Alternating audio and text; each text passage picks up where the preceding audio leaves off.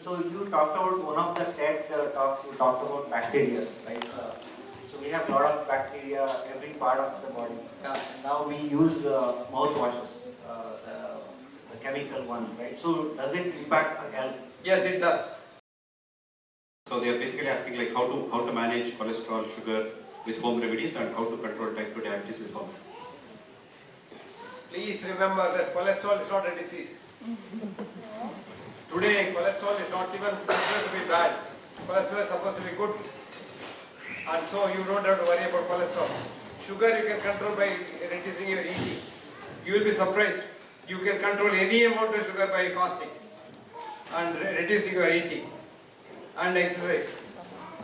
And what else could you say? Sugar and diabetes is the same.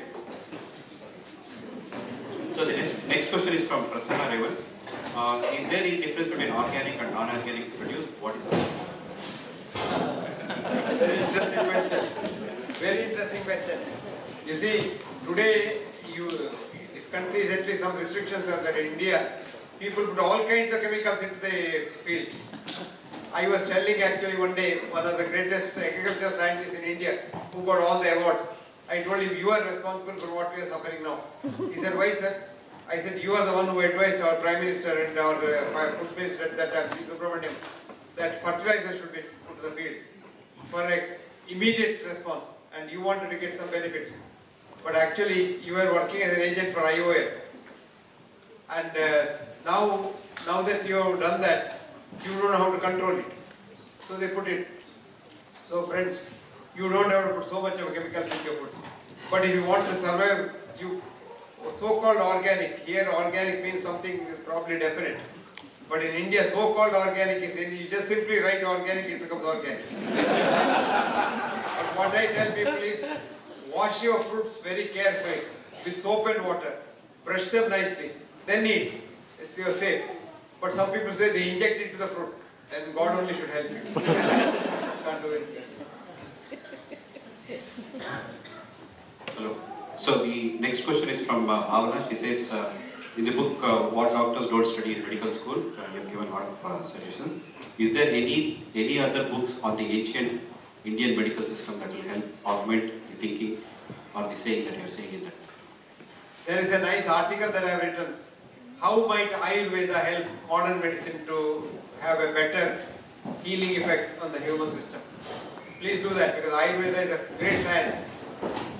And modern medicine is not a science, it's a reductionist science. Ayurveda is a holistic science, it looks at the whole and controls the whole. So take Ayurveda's help. This question is from Tejasvi. What do you say about vaccination? Is it good? Not good? Well, dangerous to talk about that in America. I remember one of my friends was a very good doctor here. She talked the truth about vaccination and she has been thrown out of this country. If you want to know the truth about vaccination, please write to her. I'll give her an email address. Her name is Rima Laibo. RIMALAIBOW. RimaLaibo@gmail.com. And she will tell you the truth about vaccination. I won't tell you that. Because vaccine companies are very powerful. You can't talk against very powerful people, they have a lot of money. They control the world. Money controls the world. Sir, this question is about That does not mean vaccines are bad. Certain vaccines are absolutely necessary. But giving 69 vaccines to a child before the age of 6 months looks ridiculous. This question is from Srinath. You had spoken about coconut oil benefits long time back, and recently there was an article by one of the Harvard professors which is going viral. What is true? Yeah, very interesting. Even when the world was saying coconut oil is bad, I was the only one who was saying coconut oil is good. Because I analyzed coconut oil for its fatty acid. Coconut oil, mother's milk and body's immune system contain the same fatty acid, monolauric acid. And coconut oil can't be bad. If coconut oil is bad, mother's milk must be equally bad. Of course, coconut oil has saturated fat. That doesn't mean anything. Because today we don't think saturated fat is bad. Actually, they have found in cholesterol plaques in the vessels the fats that deposited are not saturated fats, unsaturated fats. So taking all these funny oils which are unsaturated fatty acids may be dangerous. Coconut oil is good. But then the problem is now somebody has said coconut oil is poison. I don't know. I don't know her. I have not studied what she said. But she has said this correctly. I would like to know one thing. Who funded her?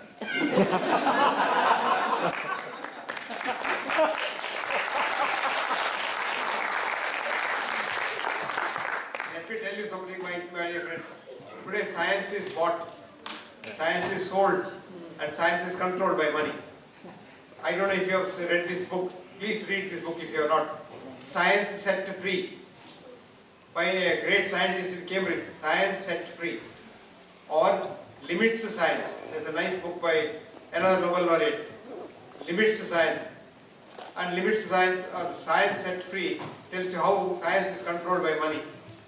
And if you don't have money, you don't have science. So before any statement is accepted, I always want to know who funded them. A lot of people thought I was funded by the coconut industry.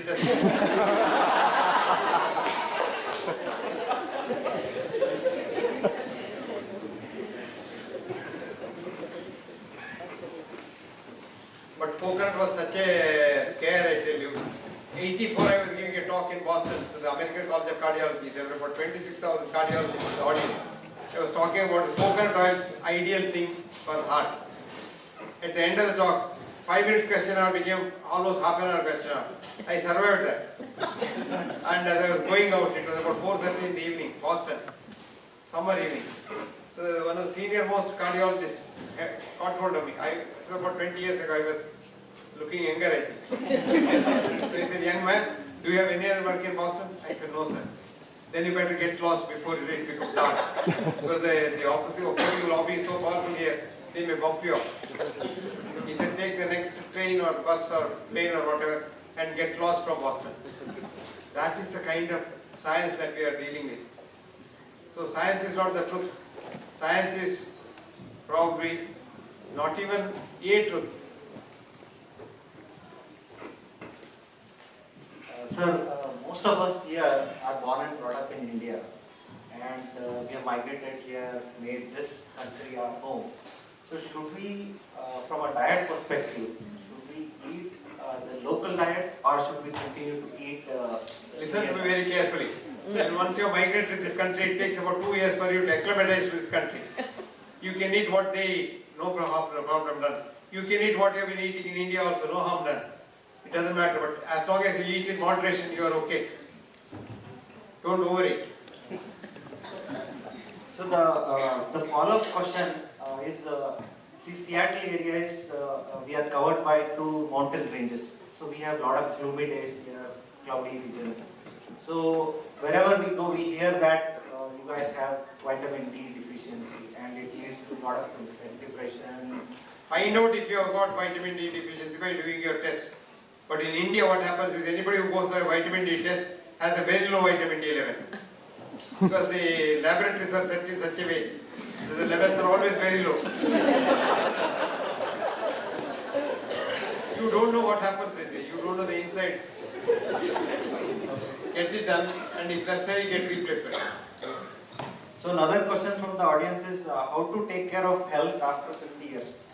What is 50? What is that watershed? You would start taking care of your health when you are 5 years old. Why only 50? I think most of us are in the 40s now. I think You are thinking of yourself. So another question, sir, how can we teach our kids to follow better diet when people have different options? Very simple. Example is not one of the many ways of influencing people. Example is the only way. You don't eat bad food and tell the child to eat good food.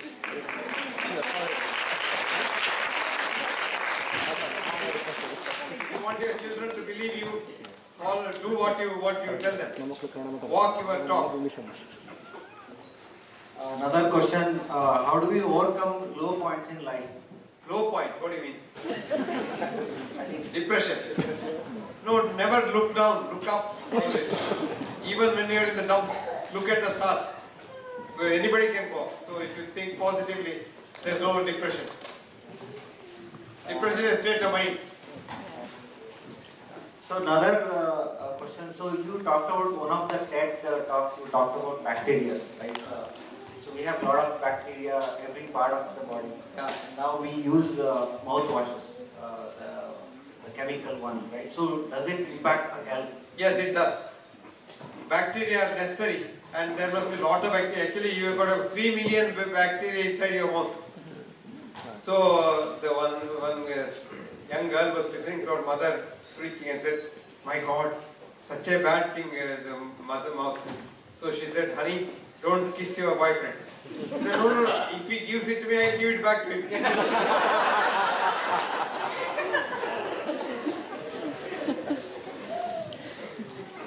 This is the last question from Manu. He's asking about like when kids are born, they say that you need to store the stem.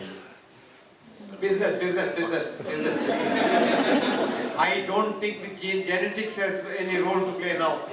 The human gene, if you know the human metagenome, every human metagenome has 23,000 human genes, or 2.5 trillion germ genes. So your contribution from your parents is 23 divided by 2.5 trillion. That's 1 in a million. So what you inherit from your parents is 1 in a million. So nothing happens. Don't worry. Now we have come to epigenetics. It's the environment that changes evolution. So it's the environment in which the child grows that matters to the child's health. That's why I said, give the child a good example.